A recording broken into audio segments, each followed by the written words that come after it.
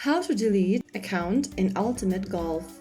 Hi everyone, welcome back to another video from Crazy Gamer. If you're trying to delete your account for Ultimate Golf for good, then first of all, launch open the Ultimate Golf application on your device. Remember, deleting your Ultimate Golf account will permanently remove your game profile and statistics, all of your progresses, access to that account, and the personal info tied with your account.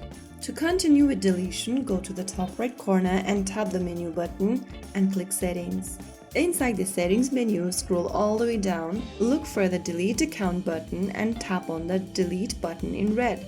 Now click on Yes, delete my account permanently. Soon after you do that, you have requested your account deletion. This process will take up to 30 days to complete. Within that period, if you want to cancel the deletion, simply open up this game and tap on Cancel Request. So there you have it.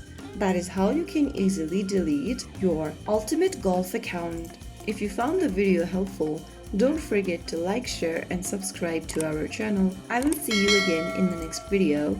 Thank you for watching.